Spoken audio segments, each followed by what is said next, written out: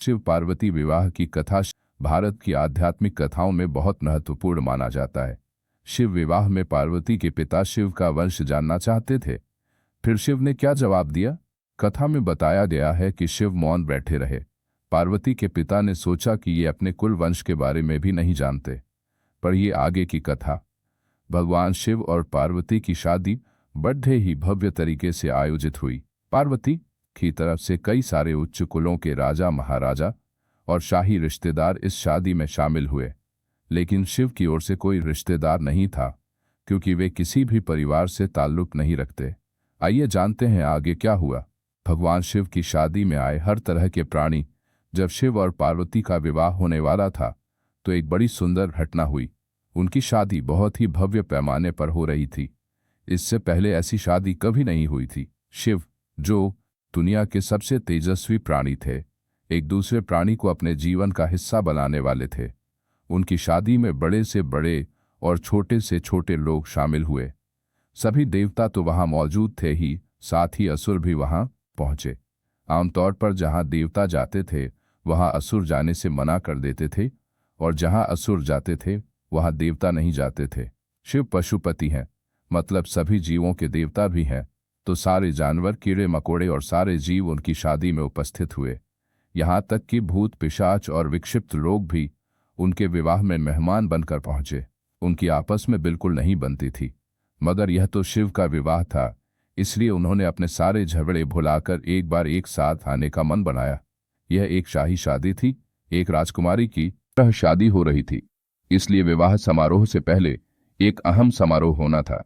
भगवान शिव और देवी पार्वती की वंशावली के बखान की रस्म, वर वधू दोनों की वंशावली घोषित की जानी थी। एक राजा के लिए उसकी वंशावली सबसे अहम चीज होती है, जो उसके जीवन का गौरव होता है। तो पार्वती की वंशावली का बखान खूब धूमधाम से किया गया। यह कुछ देर तक चलता रहा।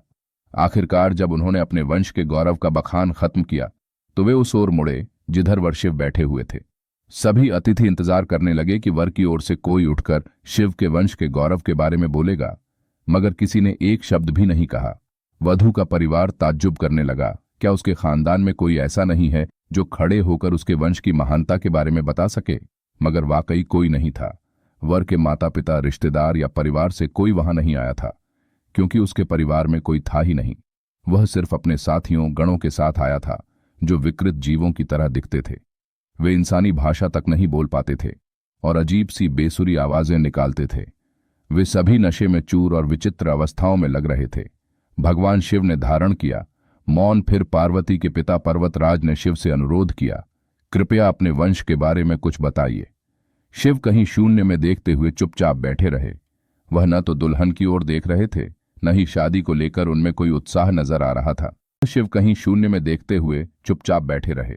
वह न तो दुल्हन की ओर देख रहे थे, न ही शादी को लेकर उनमें कोई उत्साह नजर आ रहा था। वह बस अपने गणों से घिरे हुए बैठे रहे और शून्य में घूरते रहे। वधू पक्ष के लोग बार बार उनसे यह सवाल पूछते रहे, क्योंकि कोई भी अपनी बेटी की शादी ऐसे आदमी से नहीं करना चाहेगा जिसके वंश का अता पता न हो। उन्हें जल्दी थी, क्योंकि शादी के लिए शुभ मुहूर्त तेजी से निकला जा रहा था, मगर शिव मौन रहे। समाज के लोग, कुलीन राजा महाराजा और पंडित बहुत घृणा से शिव की ओर देखने लगे और तुरंत फुसफुसाहट शुरू हो गई।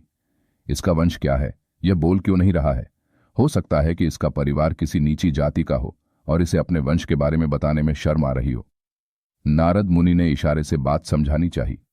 फिर नारद मुनि, जो उस सभा में मौजूद थे, ने यह सब तमाशा देखकर अपनी वीणा उठाई और उसकी एक ही तार खींचते रहे। वह लगातार एक ही धुन बजाते रहे, टोइंग टोइंग टोइंग। इससे खींचकर पार्वती के पिता पर्वतराज अपना आपा खो बैठे। यह क्या बकवास है? हम वर की वंशावली के बारे में सुनना चाहते हैं, मगर वह कुछ बोल नहीं रहा। क्या मैं अपनी बेटी की शादी ऐसे आदमी से कर दूं, और आप यह खिजाने वाला शोर क्यों कर रहे हैं? क्या यह कोई जवाब है? नारद ने जवाब दिया, वर के माता पिता नहीं है। राजा ने पूछा, क्या आप यह कहना चाहते हैं कि वह अपने माता पिता के बारे में नहीं जानता? तरह नारद ने सभी को बताया कि भगवान स्वयंभू हैं। नहीं, इनके माता पिता ही नहीं है, इनकी कोई विरासत नहीं है, इनका कोई गोत्र नहीं है, इसके पास कुछ नहीं है, इनके पास अपने खुद के अलावा कुछ नहीं है। पूरी सभा चकरा गई। पर्वतराज ने कहा, हम ऐसे लोगों को जानते हैं जो अपने पिता या माता के बारे में नहीं जानते। ऐसी दुर्भाग्यपूर्ण स्थिति हो सकती है। मगर हर कोई किसी न किसी से जन्मा है। ऐसा कैसे हो सकता है कि किसी का कोई पिता या मां ही न हो? नारद ने जवाब दिया, क्योंकि यह स्वयंभू है। इन्होंने खुद की रचना की है।